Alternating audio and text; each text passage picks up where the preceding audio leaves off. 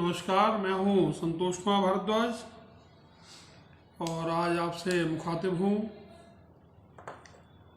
Bank के fraud के बारे में थोड़ा वार्तालाप करने के लिए। मैंने पिछले एक एपिसोड में बताया था कि मेरे अकाउंट से जो स्टेट बैंक ऑफ इंडिया में है नोएडा में 4 फरवरी 2022 को 25,000 रुपये का चूना लग गया। एक क्लिक में पैसे गायब हो गया। अब मुझे शक हुआ कि ये कुछ गड़बड़ है। मैंने तुरंत बैंक की जो कस्टमर केयर है उसको फ़ोन मिलाया, सहायता केंद्र को। कई बार प्रयास करने पर भी फ़ोन नहीं मिला। अंततोगत्वा बाद में फ़ोन मिला तो जो टेली कॉलर थी महिला, उसने मुझसे मेरा नाम पूछा, पता पूछा, ईमेल, मोबाइल नंबर पूछा। मैंने कहा, मैडम देखो, आप टाइम वेस्ट मत करो, आप मेरा डेबिट कार्ड इमीडिएटली ब्लॉक कर दो। मगर उन्होंने टाइम वेस्ट किया।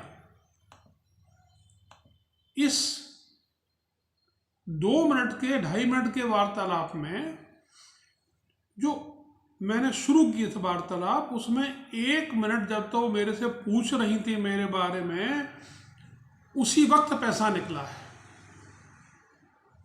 उसके बाद भी ट्रांजैक्शन की कोशिश की गई, मगर लेडी ने उसने क्लिक कर दिया, उसको ब्लॉक कर दिया कार्ड को, और मेरे 28,500 रुपये बच गए। एक फैसला आया था इलाहाबाद हाई कोर्ट का, उसमें क्लियर कहा गया है कि अगर बैंक कि ग्राहक के साथ कोई गबन होता है, फ्रॉड होता है, उसका नुकसान होता है, तो इसकी भरपाई बैंक करेगा। बैंक इंश्योर्ड है, इसीलिए इंश्योर्ड है बैंक। लॉकर्स में लोगों का पैसा है सुरक्षा के लिए। वो लूट जाए तो आप कह दो कि ठीक है, हमने तो आपसे फॉर्म भरवा रखा था, आप लिखते हमारी नो लायबिलिटी। फिर आप करते क्या? What for are you there? Why do you exist? अब पहले शिकायत इमीडिएटली जो साइबर ब्रांच है नोएडा के सेक्टर 6 में, वहाँ की। जनाब, बड़ा दुख हुआ देख के, जो लोग उसको हैंडल कर रहे थे सिपाही, उनकी कंप्यूटर की बेसिक नॉलेज भी नहीं थी उनको। आप सोचिए, जो व्यक्ति बैंक का ईमेल एड्रेस तक नहीं ढूंढ पा रहा, वो मेरी क्या सहायता करेगा? फिर भी कंप्लेंट दर्ज हुई जैसे तैसे। मैंने लिखित शिकायत की बैंक में, साइबर थाने में शिकायत की, स्टेट बैंक में जितने प्लेटफॉर्म हैं शिकायत के, वहाँ सभी जगह शिकायत की, मगर नतीजा ढाक के 3 पाप। अब आप बैंक को देखिए, सैकड़ों तरीके निकाल रखे हैं लेन देन के, मगर ग्राहक की सुरक्षा कहाँ है? आप ग्राहक को सुरक्षा कहाँ दे रहे हैं? उसका पूरा का पूरा रिकॉर्ड एक क्लिक से हैक हो जाता है। उसको रोकने की जिम्मेदारी आपकी है, ग्राहक की नहीं है। ये सरकार की जिम्मेदारी है। आप ठोक के टैक्स लेते हो, और जब सर्विस का तो होता है तो आप पीछे हट जाते हो। आपको इनकम टैक्स भी चाहिए, जीएसटी भी चाहिए, राष्ट्र का उत्थान कर रहे हो आप इस तरीके से। बैंक के ग्राहकों को खरबों का चूना लग रहा है आए दिन। सरकार, महात्मा बुद्ध की एक मूर्ति में मैंने 3 बंदर देखे थे, वही बंदर बाद में गांधी जी के लोगो बन गए। वही हाल इस सरकार का है। नोटबंदी हुई और बड़ा शोर मचाया गया, हमने लाखों लोगों के, करोड़ों लोगों के बैंक खाते खुलवा दिए। खुल तो गए खाते, अब क्या हो रहा है बेचारों का? They are functionally illiterate. और मेरी उम्र के जितने लोग हैं, बड़े बड़े आईएएस अधिकारी, डीएम, आर्मी के ब्रिगेडियर, मंत्री संतरी, सब इन फ्रॉड का शिकार हो रहे हैं। भाई आप ये ऑनलाइन बैंकिंग क्यों चला रहे हो अननेसेसरीली? पहले लोगों को समझा तो दो ऑनलाइन बैंकिंग क्या होती है, कैसे होती है, क्यों होती है। आपने लिया, आप बाहर के देशों की लाइन पे चल पड़े, उधर डेवलपमेंट तो कर लो पहले। हम पैसा निकालने जाते हैं, बैंक का सर्वर बंद हो जाता है, कार्ड फंस गया, पैसे फंस गए, अगले बंदे ने पैसा निकाल लिया, आप कुछ नहीं कर सकते। ठेंगा दिखा देता बैंक आपको। अब मेरे साथ धोखा कैसे हुआ? घर पे आए, देर हो गई थी, खाना खाने की इच्छा हुई, फेसबुक पे विज्ञापन देखा, ऑर्डर किया, उसने पेमेंट मांगा, हमने कहा लो कर देते हैं, आप भेजो, हम कैश पेमेंट देंगे। बोले सर आप 10 रुपये दे दो केवल, बाकी फिर कोई दिक्कत नहीं है। मैंने 10 रुपये क्यों? बोले जो ऑर्डर कंफर्म हो जाएगा। हम थोड़ी जानते हैं इन चीज़ों को, ठगी की बातें। अरे हमने पूरी जिंदगी स्कूलों में पढ़ाया है, हमें तो किसी ने चीज़ें नहीं सिखाई कि ठगी से कैसे बचा जाए। हम बच्चों को क्या सिखाएंगे, हमारे बच्चों को क्या सिखाएंगे हम? मैं आपको ही क्या सिखाऊंगा? मुझे शक हुआ, क्लिक तो मैंने किया मगर मुझे शक हुआ और मैंने इमीडिएटली फोन किया बैंक को, फिर भी कोई कार्रवाई नहीं हुई।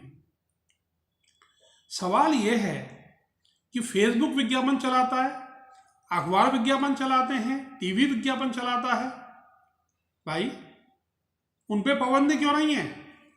आप जब विज्ञापन बुक करते हैं, why don't you certify the credentials of the advertiser? आप उसको चेक क्यों नहीं करते हैं? सवाल ये है, आपको पैसा चाहिए, दूसरा डूबता तो डूब जाओ। अब मेरे एक पड़ोसी हैं, बहुत अच्छा लड़का है, भगवान उसको लंबी उम्र दे, बहुत इंटेलिजेंट है। उसने मेहनत करके इन ठगों का पूरा प्रोफाइल निकाला, बैंक में पैसा कहाँ पहुंचा वो निकाला। हमने वो सारी जानकारी साइबर थाने को दी, पुलिस के पास जानकारी पहुंची सेक्टर 20 नोएडा के थाने में। आज 6 महीने से ऊपर हो गए, एक बार भी मेरे से बात नहीं की इन थाने वालों ने। फिर क्या हुआ? बैंक सुन के राजी नहीं है, लोकपाल को शिकायत की, ओम्बड्समैन को, उसको बैंक ने ऊट पटांग जानकारी दे दी, जबकि मेरी रिटर्न कंप्लेंट में word by word, minute second by second पूरी डिटेल मैंने दी थी। अब सवाल यह है कि आप फेसबुक के विरुद्ध कार्रवाई क्यों नहीं करते? हर तरह के फ्रॉड हो रहे हैं फेसबुक पे, मर्डर हो रहे हैं, आतंकवादी काम कर रहे हैं, फिर भी आप उस पर कार्रवाई नहीं करते। ये मोबाइल कंपनियां हजारों सिम कार्ड इशू हो जाते हैं, भाई क्यों हो जाते हैं, कैसे हो जाते हैं? आधार कार्ड के लिए है। अगर कोई व्यक्ति सिम ले रहा है तो आपके रिकॉर्ड में वो सिम तुरंत एट रैंडम आ जाना चाहिए, और एक से दूसरा सिम होने के साथ ही you must seek justification from the person who is seeking the SIM. आप नहीं करते हैं, देश चला रहे हो, बेकार कर रहे हो।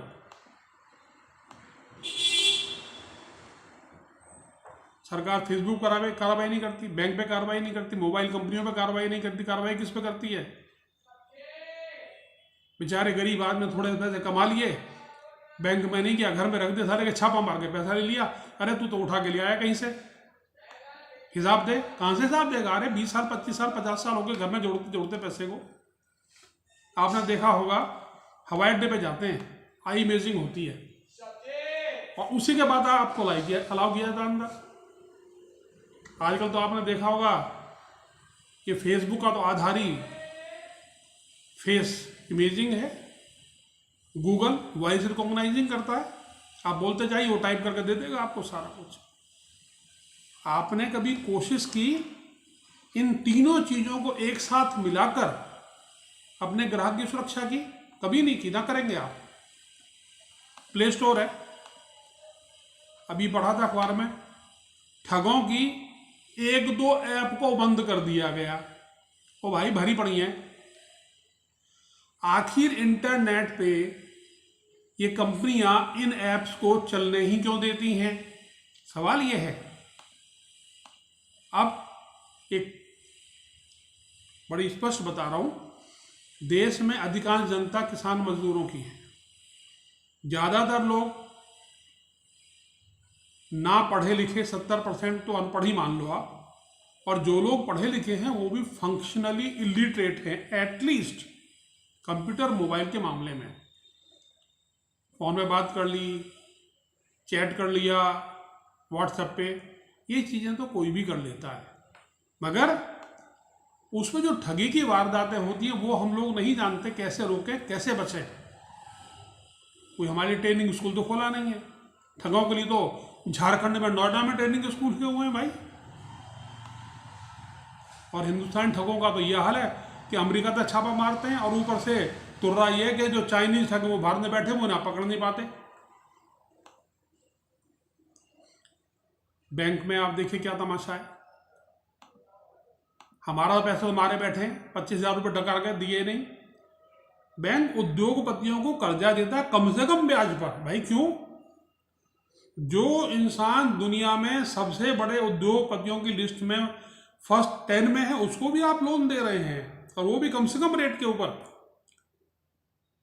अब ऊपर से आपने लाखों करोड़ रुपए के, लाखों करोड़ रुपए के कर्ज ऐसे माफ कर दिए जैसे आपका बाप का पैसा है। अब ये कर्ज लेने वाले पैसा लेके भाग जाए विदेश में, कागजी कार्रवाई करोगे, पकड़ नहीं पाओगे। ब्याज ना दें, कुछ नहीं करोगे। क्यों? क्योंकि ये पार्टियां तुम्हारे, ये उद्योगपति, इस तरह के लोग तुम्हारे फंड में अरबों खरबों रुपया देते हैं, सब जानते हैं। अब आप किसानों को कर्ज माफ कर दोगे, स्टार्टअप को खरबों का कर्जा दोगे, और लोगों को 4 बीबी 98 बच्चे वालों को आप जो है मुफ्त में खाना खिलाओगे। वसूलोगे हमसे ही ना। हाउसिंग लोन में ब्याज दर आपने कम से कम कर रखी है, इसलिए कर रखी है बेचारा गरीब आदमी फंस जाए, बिल्डर के लपेट में आ जाए, और बिल्डर लेकर पैसा भाग जाए। जैसे मेरे केस में देख लो, 2012 से रो रहा हूं। मेरे साथ लाखों नहीं करोड़ों लोग इस तरह के हैं। अकेले अंचल में ही 20,000 लोग हैं। इस सरकार के मंत्री संतरी सब मिले हुए हैं, कार्रवाई नहीं हो रही। थाने में गए तो रिपोर्ट नहीं हुई, कमिश्नर के पास गए तो कंप्लेंट नहीं हुई। इतना हिम्मत नहीं है कोर्ट में जाके खड़े हों, क्योंकि सुप्रीम कोर्ट ने पहले ही हमारे एक साथी की कंप्लेंट को नकार दिया है। अब हम बैंक में पैसा जमा कराते हैं, बुजुर्ग हैं भाई, कुछ तो साधन चाहिए खाने पीने को, थोड़ा बहुत पैसा तो चाहिए, ब्याज मिल जाए, क्योंकि महंगाई की दर ऐसे बढ़ रही है जैसे हनुमान जी की पूछ। और ऊपर से तुर्रा आप जीएसटी भी लोगे हमारे से इंटरेस्ट देके, आप उस पर इनकम टैक्स भी लगाओगे। अरे कम से कम बुजुर्गों को तो बख्श दो। डायन भी एक घर छोड़ के जाती है खाने के लिए लोगों को, तो मदद करने से दूर रहे बुजुर्गों की, उनके मुंह का निवाला भी छीन रहे हो। उन्हें तुम दवाई नहीं दोगे, दवाई पे जीएसटी। अरे कैंसर के मरीजों को तो बख्श दो कम से कम, तो वो भी नहीं बख्शते। क्या डींगे हाँक थी, डॉलर को नहीं आएंगे 50 रुपये से नीचे, 83 का है भाई। देखो, बुरा तो मानने की जरूरत नहीं है। एक कहावत है भैंस के आगे बीन बजाना, और दूसरी कहावत है अंधे के आगे रोवे और अपने नैना खोवे। बस कम कहे को ज़्यादा समझना। नमस्कार, शीघ्र ही फिर मिलेंगे।